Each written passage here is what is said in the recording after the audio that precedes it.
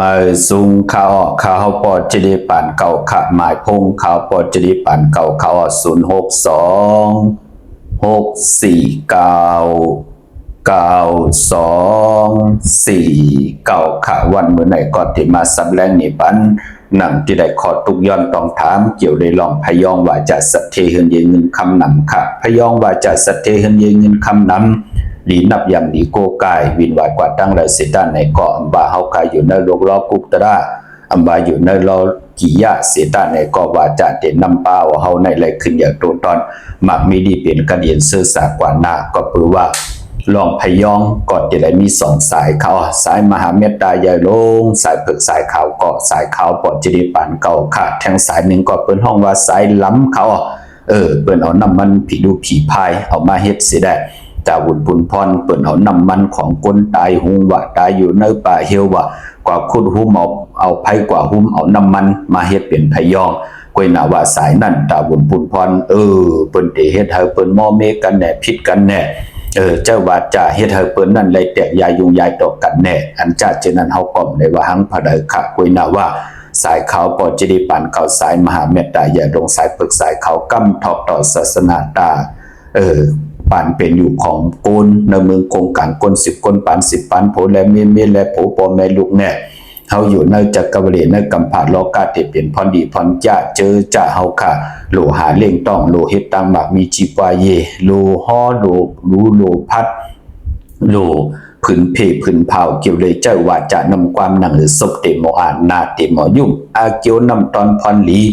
พยองว่าจะสัตเทเฮนเยเงินคำหนังของเขาปอจิริปานเก่าไล่เอาหมักอุ่นค่ะ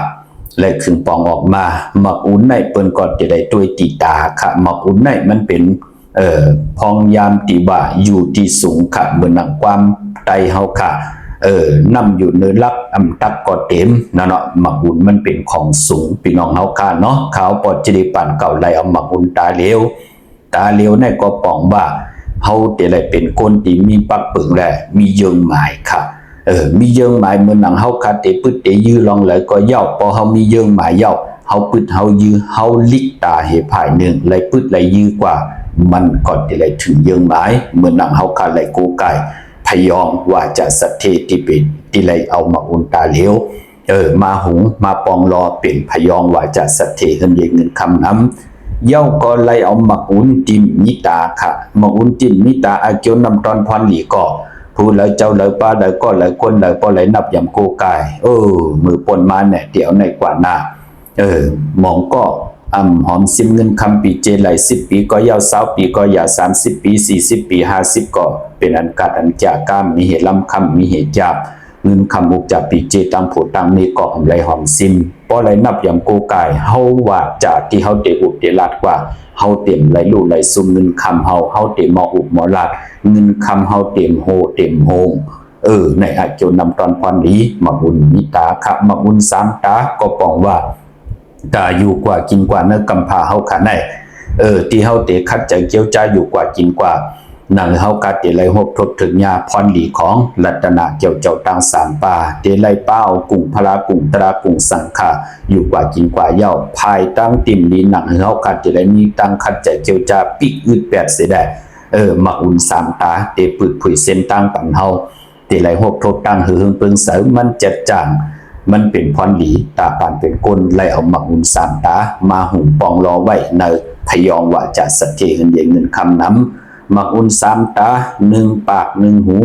3 ตาก็ปองว่าหมักอุ่น3 ตาที่เฮาไล่หันเนี่ยมันเป็นปุนพรดีตาตัวเฮาตาก็ที่ไล่หันตาก็ที่ไล่ยิน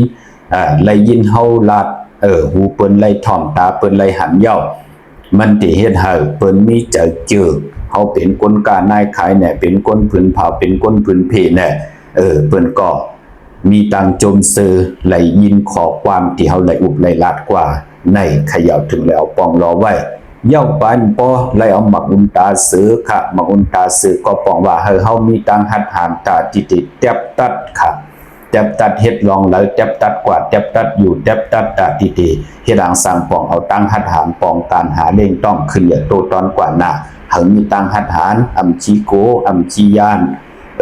ในเขย่าถึงแล้วมาอุนตาซื้อมาปองรอ ไว้ในพยองว่าจะสัตเทเงินเยเงินคำน้ำมักอุ่นตามแมวก็ปองว่าเมื่อนำแมวเตะงอยตีหนูในขับพี่น้องเฮาค่ะเนาะเพลเลยถ่อมได้ยินเย้าก็เปิ้นจมซื้อต่อนำบุความต่างหลากตีเฮาไหลพัดตีเฮาไหลฮอดตีเฮาไหลห้องตีเฮาไหลขับขันลองหลังกะกับยาออกมาก็เย้าไหลเอามักอุ่นตามแมวปองรออยู่ในพยองว่าจะสัตเทเฮินเยเงินคำน้ำตาวุนปุนพรคอตีเฮาเตเจ้าไหล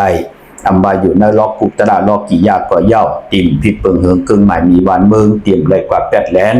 หมากเหมือนมีเอาของผาเลตาวุนปุนพรเฮาเตรียมเลยกว่าญาติเอาเก้าต่อผาเลอำเฮืองกึ่งในขอปินจาศีลาหาปาปานาติปาตาอาตินาตานากาเมสุมิสามุสาวาตะสุลาเมละยะเย้าในก็เป็นปุนพรหลีพรจะผู้ไหลปุกจอกูไก่ตาสีศพตาเฮาเตไลตาสีศพเตไลเตจาตาแหกวันหลีวันแบบวันทุนในหนึ่งเลินมองเลินมีวันหลีมองดีมองเลินวันมีวันหลีนำมองเลินมีวันหลีเอวันหนึ่งก่อนเตไลมีวันแปดเลินหนึ่งก่อนเตไลมีวันแปดมองเลินก่อนเตไลมีวันหลีวันทุนมีน้ำพอจึงหนังนั้นเตจาตาพอเฮาตาแหกตาเป็นวันหลีวันทุนยาวเตียวนั่นกว่าเฮาได้ตากูวันเฮาเตียวขึ้นกว่าหาการหางานกว่ากว่าขายกว่าเหตุการณ์เหตุงานเย้าพอเฮาตีตาเนี่ยก็เฮาเจ้ามือผายขวาตังยิงแหล่จ่ายโหเมมือผายขวาเจ็ดเอาพยองเย้าตาสีศพเจ็ดผายสายมาหาผายขวานิ้วจี้ผายขวาเจ็ดเอาพยองเย้ามาเจ็ดสีศพเฮาเตียวผายสายมาหาผายขวานิ้วกลางเฮาเอาจำใส่พยองเย้ามาเจ็ดสีศพเฮาผายสายมาหาผายขวา1วันแม่ก็ตาอยู่3นิ้วตาอยู่3นิ้ว1นิ้วก็3 บาทโหมีมือก็ปองว่าเฮาเตหบทบผู้ใหญ่ก้นลงเสียสัมมา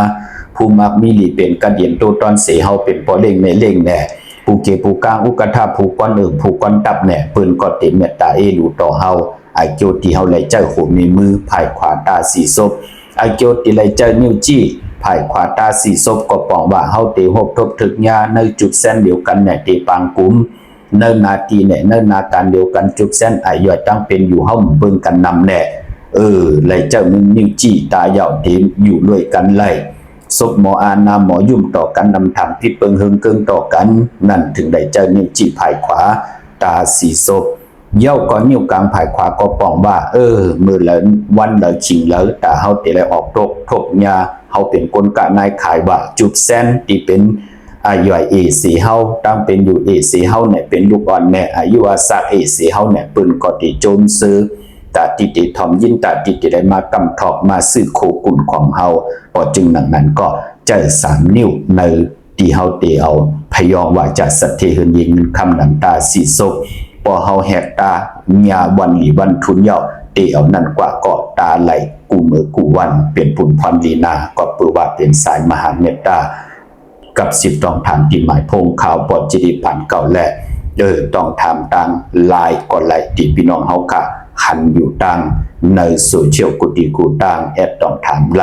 กว่าปุกจอที่นางเพิกอังขับที่เลยก็ถามปุกจอกูกายไหลที่นั้นให้เลยปุกจอกูกายของเต้ยุ่มยำเต้นับยำเต้ก็ให้เลยกูกายของเต้เขาให้อยู่ดีมามีตัวตอนปูนพรพยองว่าจะสัตเทเมียทบเมียปันให้พี่น้องไต